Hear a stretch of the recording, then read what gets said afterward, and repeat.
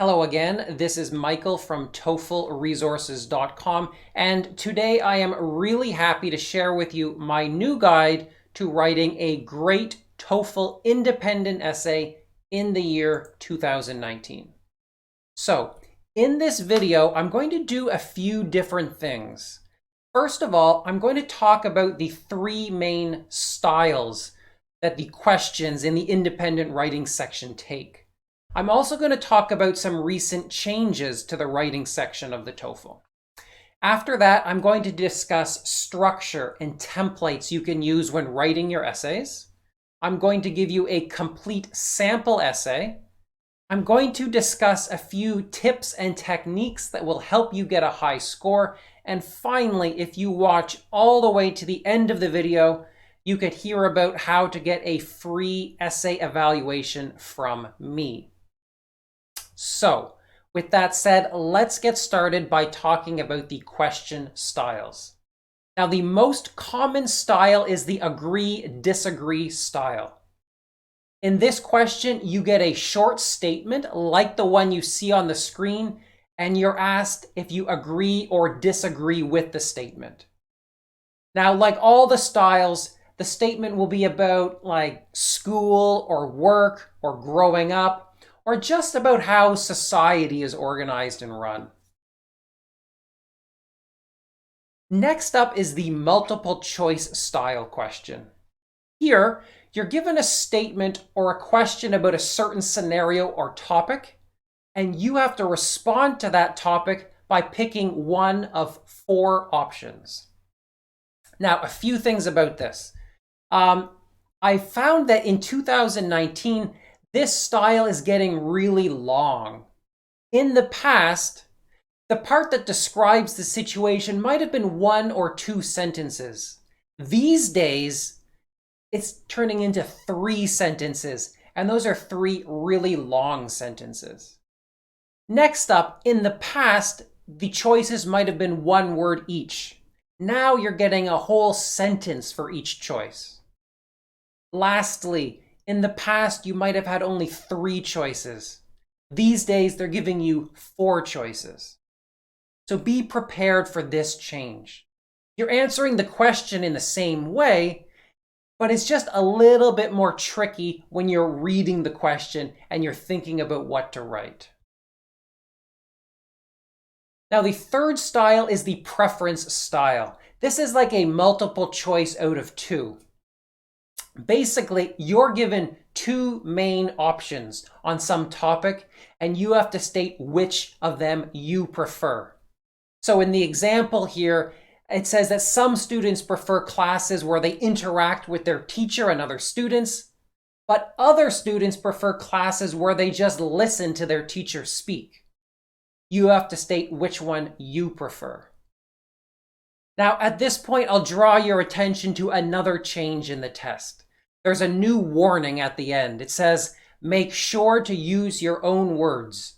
Do not use memorized examples. This only started showing up in like 2018 and 2019. I made a whole video about that, and you can find it in the channel, but basically, this is just a warning. It changes nothing. You can still use personal examples, and you can still use templates. Don't panic if you see this warning on the screen. It changes nothing. Now, I do want you to pause the video at this point and take a look at this question, because when I give you the sample essay in a few minutes, it's going to be about this one. Okay, lastly, I do want to mention a change that might be happening on the test this year. It seems they might have a possible new question style, which I'm calling the situation style. Here, you're given a situation where some decision has been made, and you have to state whether or not you agree with that situation, or if you think that decision is a good idea. Now, I've only had 1 or 2 reports of this, so it might have been temporary, it might have been a test, but just take a minute to look at the sample and be prepared.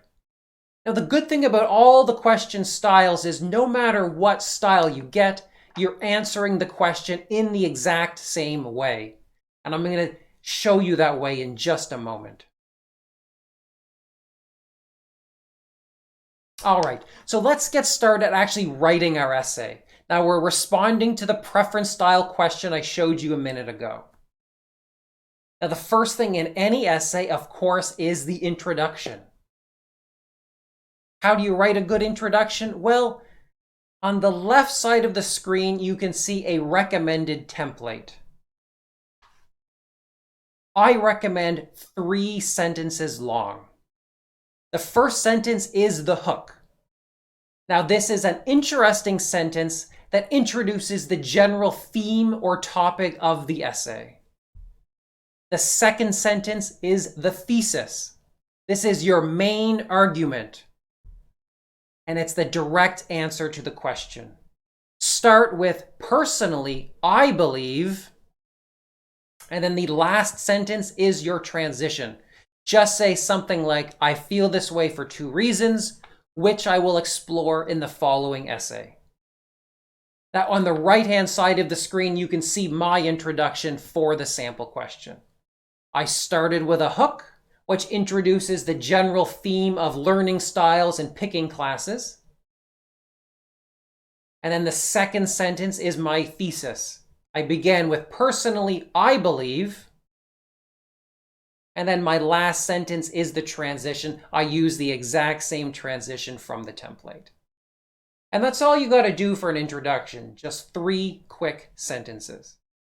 And again, no matter what style of question you get, you're doing it exactly this way. All right, a few general tips for introductions. Don't write a lazy hook. Don't start your essay by repeating the possible choices or by stating the opposite of your thesis. I often see essays where the first sentence is something like, some people like classes with lots of discussions, and other people like classes where they just listen to the professor. Don't do that. It's lazy. It repeats words. It's a bad idea. Likewise, I'll sometimes get a hook where it says, some people prefer classes where they just listen to the professor, period. And then their thesis is like, however, I like classes where we interact. No. That's lazy as well. I want you to kind of think about that hook for a minute. Introduce the general topic. That'll show off your vocabulary. It'll give you a chance to use new words. And those will improve your score. Second of all, get to the point. Don't start the thesis by stating the opposite of your thesis. So some people will have their thesis where it's like, some people think that classes with discussions are good, but in my opinion, classes where we just listen to the professor are good. Don't do that. Just state your idea in the thesis. Follow the template. Lastly, don't copy anything word for word. Always paraphrase the prompt. Don't copy it. Don't copy it even when you get that agree, disagree style question. No copying whatsoever. That's not going to help your score. It's going to hurt you. All right, after we've got that introduction out of the way, we start the body paragraphs. Now, this is the meat and potatoes of your essay. It's the most important part. So you really got to pay attention to this part of the video. On the left-hand side, you can see the recommended template. Let's go by it 1 point at a time. Sentence 1 is the topic sentence. This summarizes your first supporting argument. Begin it with first of all. So, you got to support your thesis with 2 main arguments. You begin your first body paragraph by clearly stating and summarizing your first supporting argument. Begin that with first of all.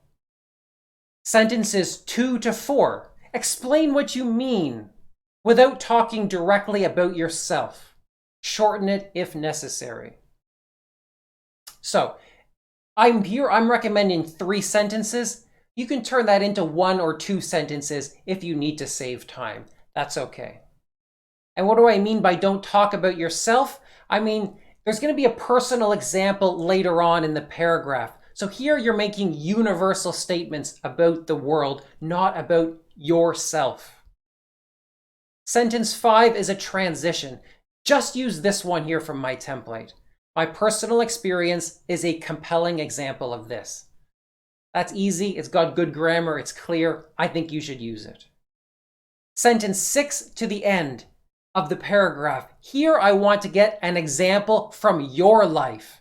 Now you're talking about yourself. This example should illustrate the argument that you've made. This should be longer than the explanation part. Over on the right-hand side is my sample paragraph. I'm not going to read it for you now, but if you pause the video, you can check it out. I want to draw your attention, however, to a few techniques that I used to make this a very strong body paragraph. At the beginning, you can see how I followed the template. First of all, and then I stated my first argument. Down here, you can see where I used the transition from the template. And that's it. That's the extent of the template for the body paragraphs. So it's a very slight template. Now, what sets this one aside from a weak body paragraph? Well, there's a few techniques. First of all, you can see here that I used the conjunction so, and down here I used the conjunction but. I used these conjunctions to create compound sentences. Now, I don't want to turn this video into a grammar lesson, so I'll give you some links in the video description that talk about compound sentences. But basically, your body paragraph needs to be a mix of both simple and compound sentences. Now, the easiest way to create compound sentences is to use coordinating conjunctions like so and but and or and for. If your essay consists of just simple sentences, you're going to get a lower score. So make sure when you're studying grammar, you just learn what a compound sentence is and how to create it, especially how to create these using coordinating conjunction. Another thing I want to draw your attention to is how I began the personal example. I began this personal example by saying about 10 years ago. I did this to establish the setting of the example, to say when it took place. This will give your example slightly more flow, it'll make it sound more natural, and maybe even a little bit more convincing. So you could begin your example with 10 years ago, or simply last month, or when I was a small child, just something that establishes when it takes place. A couple more things. I used transitional phrases like however, as a result, for this reason. These are phrases, we call them transitional phrases, we call them discourse phrases. They are things that the graders are looking for. Other such phrases are like in addition, moreover, consequently, in consequence. You need to be able to use those in your essay. They give your essay a lot more flow. It kind of connects the ideas in a logical way, and they will increase your score. Two more things I want to mention, and then I promise we'll move on. Here I used the idiom, I came out of my shell. Now, generally I am somewhat hesitant to recommend idioms because a lot of students use them incorrectly, but I do recognize that properly using one, maybe two idioms will improve the score of your essay. It will make your writing more sophisticated, so I mention it here. Lastly, check this out. At that time, I had already taken many classes at university, and I have been very successful at my workplace. These are two examples of the perfect tenses. First of all, I had already is an example of the past perfect tense, and I have been is an example of the present perfect tense. These two tenses are the most difficult verb tenses to use in English. If you can use them properly, they probably will increase your score by making your range of grammar more sophisticated. So, as you're studying grammar, I highly recommend studying the perfect tenses. Moreover, I check essays every day, and every day I fix mistakes related to the perfect tenses. So I always tell every student, study those tenses. They will make your writing better. I promise. All right, moving along to the second body paragraph. Again, there's a template on the left. It's pretty much the same template. Sentence 1 is the topic sentence, which summarizes your first supporting argument. Begin that with secondly. Sentences 2 to 4 explain what you mean, give me more details, shorten it if necessary. Sentence 5 is the transition. This time, just use for instance followed by a comma. I don't want a separate sentence. I want a shorter transition in this paragraph. Sentence 6 to the end, give me an example from your life, or maybe from someone else's life that illustrates this argument. All right, so what did I do in my paragraph? Well, I started by following the template. I also used the template for my transition. I used a couple of coordinating conjunctions here, and to create some compound sentences. I used the discourse phrases, consequently, in contrast, in fact. Now, I think you can see how it's easiest to use these transitions at the very beginning of a sentence. That's something to keep in mind. That'll reduce your level of grammar mistakes. And also, again, I used a perfect tense here at the end. It has been 6 years since they founded that business. In this case, I used an example from my brother's life. So again, the example doesn't need to be from your life. It can be from somebody you know. Just make sure it's in that paragraph and it takes up, maybe 60% of the paragraph. And I'm not going to read the paragraph, but if you pause the video, you can check it out at your own pace. So what about these body paragraphs? What general things should you keep in mind? Well, first of all, I want you to make sure you mention an effect in your topic sentence. Don't just state a fact or a simple opinion. So when I get this essay from students, sometimes they just write, first of all, classes with only lectures are boring.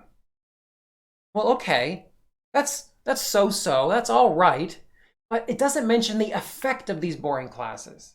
So a better topic sentence would be something like, first of all, classes with lectures are boring, which means they hurt the performance of students in the long run. Something like that. Next of all, I want you to emphasize the example. Now remember, examples are the easiest part of the essay to write, so focusing on them will improve your grammar. You're going to make fewer examples. You're going to make fewer errors in the examples than anywhere else in your essay. Just students are good at writing examples about their lives. So try to make sure they take up 60% or more of the body paragraphs. Next up, avoid repeating words. Use a wide range of words. Don't repeat yourself. Your score will go up if you use more and different words in your essay. Next, avoid really short sentences and really long sentences. The e-rater software hates that. Don't give me sentences of less than 7 words. Don't give me sentences of more than 45 words. A few more tips and then we'll move on to the conclusion. Don't start sentences with those coordinating conjunctions. Don't use for, and, nor, but, or, yet, or so at the beginning of a sentence. The e-rater hates that. It's not necessarily bad grammar. It's just that the software has been programmed to punish you for that.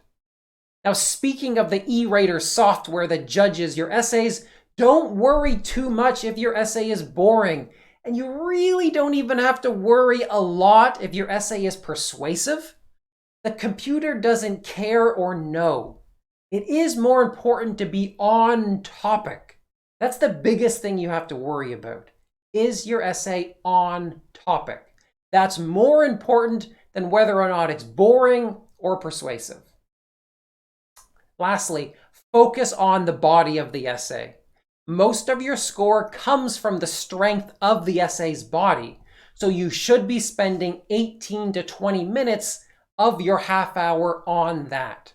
The body is way more important than the introduction or the conclusion. All right, speaking of the conclusion, here it is. The template is on the left. First of all, paraphrase your thesis. Begin it with, in conclusion, I am of the opinion that, and then just restate the thesis using new words. Don't copy and paste. Think of a new way to express your idea. Sentence 2, quickly paraphrase your two main reasons. Use this is because, fill in the blank, and because, fill in the blank. Again, don't copy and paste. On the right-hand side of the screen, you can see my conclusion. 2 sentences, short and sweet. That's all you need. So a few general tips for conclusions. Remember to paraphrase yourself. As I said, don't copy and paste from above. Keep it simple. You don't need to add anything new here. No new information, no new details, no new opinion. Don't worry, this is just a part of the essay where you repeat the stuff you've already said. Lastly, don't ever use this is because that. I see this error every day and I'm not sure why, so I'm telling you, don't do it. All right, a few final thoughts. For the independent essay, aim for between 380 and 400 words. That's my recommended word count. If you write a bit lower than that, you might have a hard time getting a high score. If you write more than that, your grammar is going to suck because you're working too fast. Next, I want you to spend about 2 minutes thinking about the essay before you write anything. And I want you to spend 2 minutes checking for mistakes after you finish it. And my last thought, if you want a free essay evaluation, here's what you got to do. I want you to subscribe to this channel. I want you to click like on this video, and I want you to post your work as a comment. That is, post your sample essay as a comment down below. What I'm going to do is I'll pick one essay per week and give it a totally free evaluation. And I'm going to do it just like I do for all my real students. Going to check it line by line, going to fix all the grammar, going to tell you what you're doing right and doing wrong, and I will estimate your score. So just post the essay down below. Don't forget to come back in a week to see if I picked your essay. Now, if you really want to get your essay checked, I do suggest watching the whole video because I will be more likely to check your essay if I see you followed all my advice that I've already given you. I don't want to repeat myself in the free evaluation. So again, I'm going to be doing one of those per week for the foreseeable future. All right, that's it for now. If you want to find more of this stuff, just check out my website at TOEFLresources.com. There is my email address. There's my Tweety. I should mention, if you want to get your essay checked right away, you can sign up for evaluation at that website. In that case, you pay a little bit of money, but you're guaranteed to get it checked in 48 hours. And, I think it's a pretty cool program. Seems to work for a lot of students. All right, I'm going to leave it at that. But if you have any questions, just drop them down below. I answer questions every single day. Take care, and I will see you next week with a guide to the integrated essay. Can't wait. Goodbye.